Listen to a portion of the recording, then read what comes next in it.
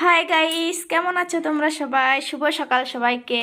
দেখো আমি আজকে কি রান্না করতেছি। এই যে দেখো, বাগার মাছ বরমশাই নিয়ে এসেছিল বুধবার। তো বুধবারে খাইছিলাম, আর ছিল কালকে গেছে বৃহস্পতিবার, কালকে নিরামিষ খাইছি, তো তার জন্য ফ্রিজে রেখে দিয়েছিলাম। আর এখন রান্না করব। তো এই যে দেখো, এই যে আলু দিয়ে রসা করব।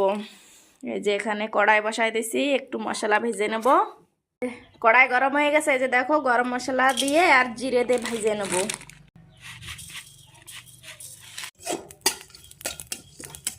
এই যে দেখো মশলা ভাজা হয়ে গেছে, এখন তেল দিয়ে দেবো মাছ ভাজার জন্য। তেল গরম হয়ে গেছে, এখন মাছ উঠাই দেবো। এই যে দেখো,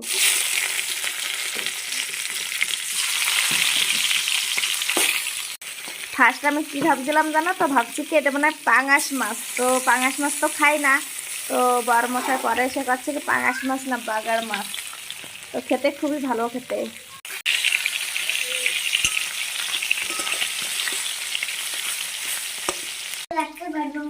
ঘট ভাঙবা? এখনো ভরতে এসে ঘট? তাই বলো না। তো দেখো এই যে আবার মাছ ভাজা হয়ে গেছে, এখন নামাই নেবো।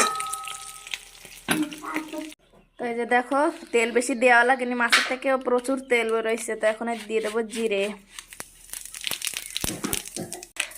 আর এখানে আছে যে পেঁয়াজ কুচি, আর এই যে আদা রসুন জিরে দিয়ে বাটা। তো এখন এই যে পেঁয়াজ দিয়ে দিচ্ছি। যে দেখো, বরমশাই কালকে কোথা থেকে খাইয়ে আইছে মাছের রসা, তা কত এত টেস্ট হয়েছে। তো আমি করছি কি দাঁড়াও, আমি একটু রান্না করে দিয়ে দিই, দেখো কেমন লাগে। তো তার জন্য মাছের রসা করতেছি আলু দিয়ে।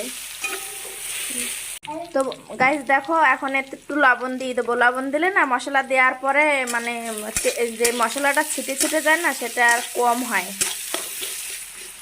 পেঁয়াজ ভাজা হয়ে গেছে, এখন মশলা দিয়ে দিচ্ছি।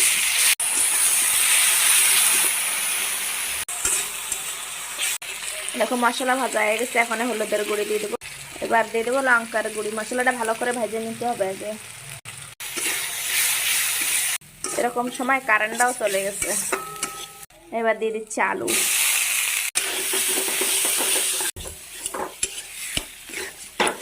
তো দেখো আমার ভাজা হয়ে গেছে আলু, এখন গরম জল দিয়ে দেবো এতে।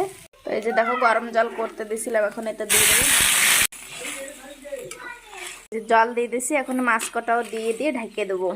আর তোমরা যখনই রান্না করবে গরম জল দিয়ে রান্না করবে, তাইলে ভালো। তো এই যে দেখো এখন ঢেকে দিয়ে দিচ্ছি, একটু মশলাটা বাইটে নিয়ে আসি। তো দেখো তরকারি প্রায় হতে গেছে, এখন মশলা দিয়ে দেবো। অনেকটা গাঢ়। তো রান্না কমপ্লিট।